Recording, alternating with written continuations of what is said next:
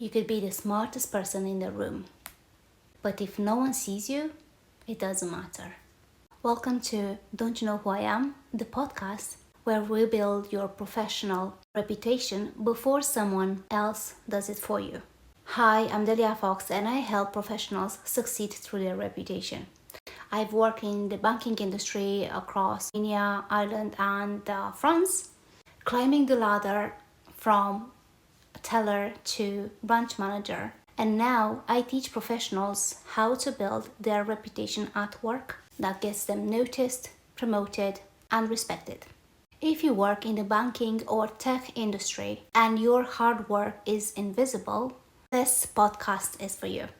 Let's go and see my story. Let's talk about my story first, who I am, okay?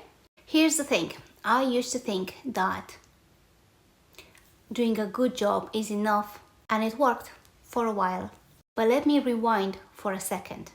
I actually started my career in a supermarket, and the way I got the job is a little bit funny because my mom's friend knew someone who worked there. So in a way, getting the interview was a word of mouth. And getting that job really put me in a difficult position to work harder than I would normally. And that's because I felt like the trust that was put in me by having that word of mouth has to be proven through hard work. And also, secondly, because I was very ambitious. And that role was supposed to get me through college. But what it did, it actually opened my possibility to work in banking. In one evening, one of the customers of the supermarket was a very high up bank manager. We had a chat, he liked me, and he asked me to send in my CV. That chat changed the trajectory of my career, a career that I didn't even envision in my early years because it just happened to me. In a way, for me, the career chose me. And just like that, I landed a job in the banking industry. And that job really fitted me like a glove. And this is really important, and I'll tell you more later on. It really fitted me like a glove. Clients queued to have the opportunity to be served by me. I had my clients who will follow me when I was moved internally, and I delivered top results. But as I said, I was really ambitious. So for me, just doing a job was not enough. I wanted to grow easily because I really was encouraged by my colleagues telling me that I have a lot of potential, and I really wanted to make sure that I mark on this. So I started to make myself visible through my results, through me applying for internal jobs, through me talking to the clients who really liked me very much. So they would recommend me as well, or they would want to work only with me. So in that way was how I started to instinctively be very good at building a reputation for myself. And when was my last chance to get promoted from being a teller to be a client advisor, something happened. I had a very bad complaint against me. Complaint where my manager thought that I'm not going to be ever promoted because it was so bad. And that I was really lucky not to be fired. So that was the way they put it to me. It was a mistake, of course. It partially was my mistake, so overall it was my mistake, okay? It just happened the same week when I had the interviews. I really prepared for that interview. So I went to the interview and I knew that I'm not going to get it. I actually assumed that they're going to fire me, but I got promoted. And I realized that not only results speak for you, making yourself visible at work also puts a little bit of weight of who you are as a professional. And even a complaint that comes against you may not necessarily drag you down. And why I'm saying that with such conviction? Because it happened again a few years later. It was a similar situation. It was the time when I went to my manager after a performance review which had excellent results. I discussed with my manager and I told my manager, which I encourage people to do, that I want to get promoted. So it wasn't something that I hoped to get promoted without actually telling my manager that. I told my manager, I want to get promoted. I think I'm ready and this is why. And again, another complaint happened against me. And I'm like, why do you only have complaints when I want a promotion? Why do they happen when I want a promotion? And funnily enough, I was promoted against that complaint. So that really made me consider that, some negative things that happen in your career don't necessarily mean that you're a bad person. Sometimes a complaint may mean that the client is not happy with you. That doesn't mean that you didn't do a great job. A complaint creates a little bit of friction. So when someone else in your team, manager or someone above your manager is involved, they're looking at what you did to get there. And in a way, if you're doing a great job, a complaint as mine can be a visibility factor. Just by getting a complaint sometimes can put you on the map, and I really think that that's what happened to me. I'm not encouraging people to get complaints against them to get ahead or to be visible. We have a lot of ways to do that, but I do think that it's not a bad thing to be scared if something happens. So I think that failures are a great seed for growth. Don't be afraid of them. Here's where things get more interesting. Because for me it happened twice when I got promoted to have a complaint against me in the same period. I started to joke with my manager that every time I get promoted, it's going to happen when a complaint is made. But here's the truth behind that joke. Build a great reputation, because that is what's going to back you up when you least expect it. Now, when I became a manager, everything changed, because I was not in the spotlight anymore. I was not promoting myself. I was not just one person. I was a team. I was promoting a team. Instead of me being the VIP, I put my efforts into getting my team to be known by everyone, really. Because by association, if they worked for me, who had a very good reputation, it meant that they are learning from the best in a way. So this is important when you're building your reputation, because you associate yourself with the best. So when you work with the best, obviously you're going to become better or close enough to that person.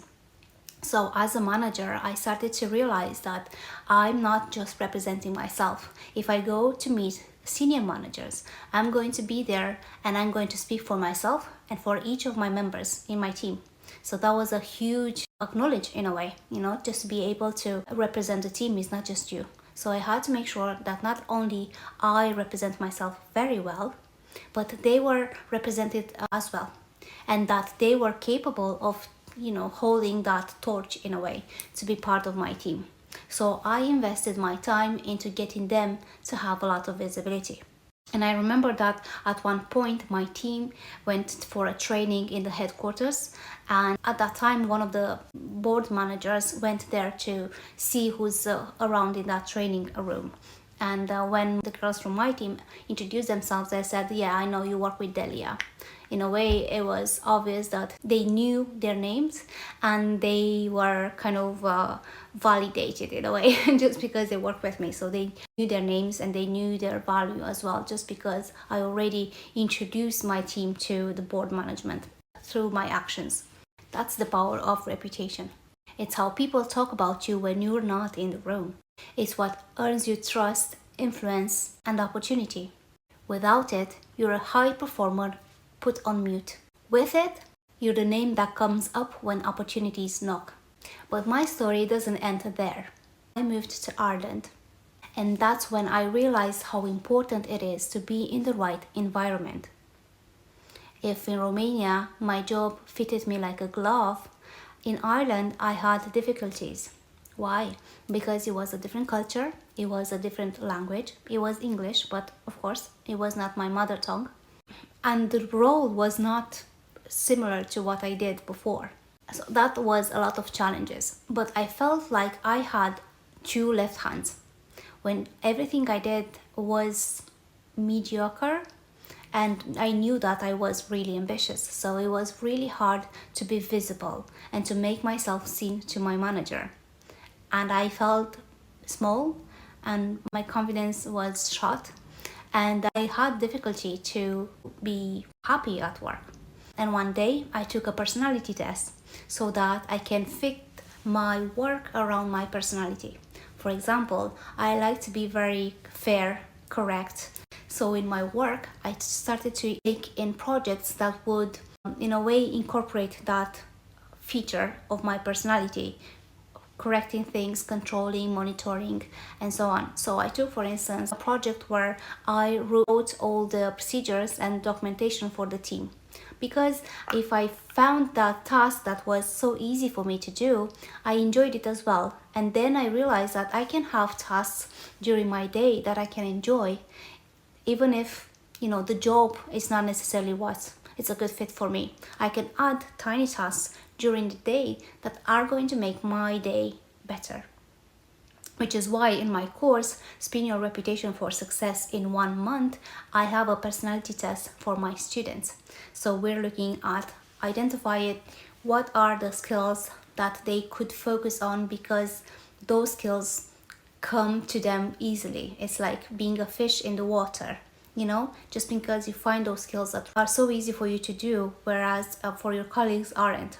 When you do that, you're enjoying your job better, and you also have better results because you're so good at it and you do it effortlessly. But what I realized in Ireland was the difference between being in a good environment that really boosts all my skills and my capabilities, and being in an environment where that is really limited.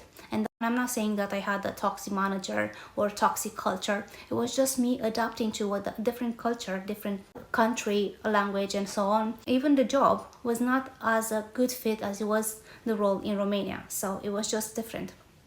That doesn't mean that I didn't do my job very well. I did my job very well. And in fact, it's that when I started to study on how to build a personal brand with intention. I did a lot of exercises to make sure that from that person with great results but invisible in the eyes of my manager, I become someone who is unstoppable. I think I had it as an instinct how to perform very well and how to put myself on the map, especially in Romania. But outside in an international environment, for some reason, I couldn't.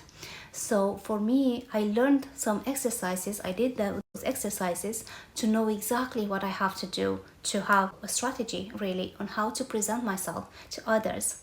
I didn't stop where results speak for themselves, and I didn't feel awkward to present my results, my facts really. I didn't feel arrogant when I was speaking in meetings. I didn't feel that I couldn't put my voice out there because my colleagues were doing it. Less qualified colleagues were doing it and they got visibility. So why wouldn't I do that if it helps me so much? The thing is that you'd never know where your career is heading. A health issue, a layoff, and even a toxic manager may change your career trajectory in a second. Today you can be in your work and tomorrow you can say, I can't stand my manager, I'm going to quit. I don't like my job, I'm going to find something else. You have a recruiter who's contacting you and say, yes, I'm leaving, I can't do this anymore. The thing is that your career is 40 plus years of chances to do whatever you want with it, okay? It's encouraging because you can have a few years where maybe you learn from the worst people, but you still learn and you develop yourself, and then you can change your career and move to a place where you can blossom really. So that's really up to you. I always encourage people to not to look at the clock every 10 minutes if you're in the wrong job. That's exactly when you should start building your strategy and get out of it in the best way possible. Building relationships, developing your skills, getting a lot of people as your brand ambassadors, opening up your opportunities for your industry, having credibility in your field. So for instance, you can use LinkedIn to promote your knowledge really by posting things in your industry. So it's a strategy. There are lots of micro tasks that you do to improve your knowledge, expertise, visibility, network, and so on. And everything you do is really your reputation. Is that feeling that you leave someone with when they see your name, hear about you, see an email from you. It's important because you need people to get you ahead. I always say that a diploma doesn't open as many doors as a word of mouth would do. Do you agree with that? It's important to know what are your tools and resources that you can use to grow in your career. And the thing about what I said earlier is that your career is a curveball. Today you can have a job and tomorrow it can be a layoff or something can happen. And what you take with you, and that happens, is your expertise, experience, skills, network, and ability. You take with you your reputation. You don't take with you your manager, hopefully, or other things. And you can adapt, and if you build your career rather than your job, you can make connections outside your company and inside your industry, so that if anything happens, you always have a backup plan, or it's easy for you to find another job because you connect with people, because you're up to date with what's happening, because your skills are relevant in your industry and they are valuable. And to get to that, you need a strategy, you need a step-by-step plan on how to get there. So no matter where you are in your career, you can become whoever you want to become. All you need is a strategy. So this is why I'm here today. I wanted to start with my example of my career and how I decided to invest in my reputation, and how I built my company as well, where I help others to understand the power of building a reputation, of having a strategy, of not doing things the way others do it because you want to blend in. You don't want to blend in, you want to stand out. So you need someone to guide you on how exactly you actually want to be someone of value in your field, because your salary depends on it. Your salary is your main source of income. Why wouldn't you do everything you need in order for you to keep it or improve it, right? So building a reputation where anyone can vouch for you, that is when you make your life and your opportunities to come to you easily. So if there's something happens, that's okay, because you can count on someone, you can count on your skills, and you know that your skills are valuable in your industry, and you can find something else tomorrow. So that's why I created this podcast. I wanted to have a weekly conversation about different aspects of what you need to build in your career to build that reputation. And it's only just you and me. I don't have guests. Partly because no one knows about me, and secondly because I want to have the foundation of what it is to build a reputation, and then I'm going to look for expertise outside of my knowledge. So let's squeeze out everything I have in my brain right now. The problem that I see is that no one really teaches you how to be a good professional, how to build your reputation. You look around and you can copy whatever you think is good. But when you have a guidance on how to actually build it, you know how to look at a handshake, you know how to behave at an event, you know how to write an email, you know how to post on LinkedIn, you know how to connect with people or to make yourself likable. No one teaches you this stuff, not in school, not in onboarding.